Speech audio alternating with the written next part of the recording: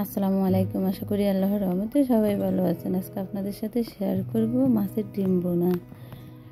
আমি কড়াইতে তেল দিয়েছি, তেলটা গরম হলে দিয়ে দিয়েছি পেঁয়াজ, কাঁচামরিচ। আর আজকে হচ্ছে আমি রুই মাছের ডিম বোনা করব, সাথে কিছুটা রুই মাছ ছোটো ছোটো করে কেটে দিব। আর আমি যেভাবে ডিম বোনা করব এভাবে খেয়াল করে যদি আপনারা মাছ আর ডিম একসাথে বোনা করেন, খেতে খুব মজা হয়। দিয়ে দিয়েছি 2 চা চামচ রসুন বাটা, দিয়ে দিয়েছি 1 চা চামচ জিরে গুঁড়া,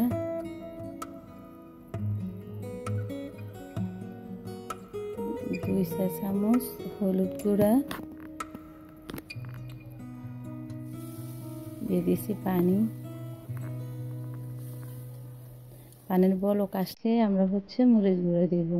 এটা আমরা যে কোনো রান্নার মধ্যে যদি হলুদটা মশলার মধ্যে দিব, আর পানি দেওয়ার পরে যখন বলক আসবে তখন মরিচ গুঁড়া দিব, তখন তার কালারটা সুন্দর আসে। আমি দিয়ে দিয়েছি স্বাদ মতো লবণ, দিয়ে দিয়েছি টমেটো।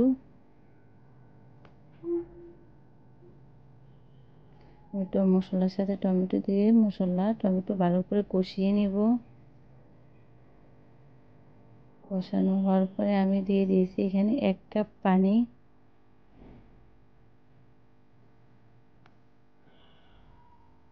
আমি কিছুটা মাছ এভাবে ছোট করে কেটে নিয়েছি, দিয়ে দিয়েছি মাছ।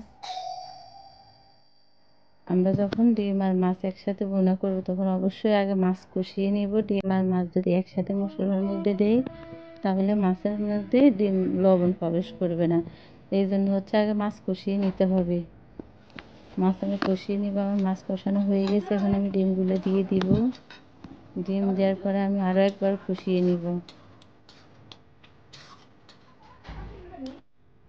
আমার ডিম কষানো হয়ে গেছে মাছের সাথে, এখন আমি পানি দিয়ে দিব একেবারে। আমার এই ডিম রান্না যদি আপনাদের ভালো লেগে থাকে প্লিজ আমার চ্যানেলটি সাবস্ক্রাইব করবেন, লাইক দিবেন, শেয়ার করবেন। আর একবার হলো এভাবে মাছ আর ডিম বোনা করে বাসায় খেয়ে দেখবেন, অনেক মজা হয়।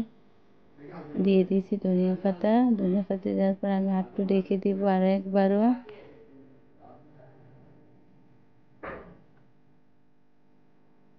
জলের উপরে তেল উঠে আসছে, এখন আমি চুলা বন্ধ করে দিব।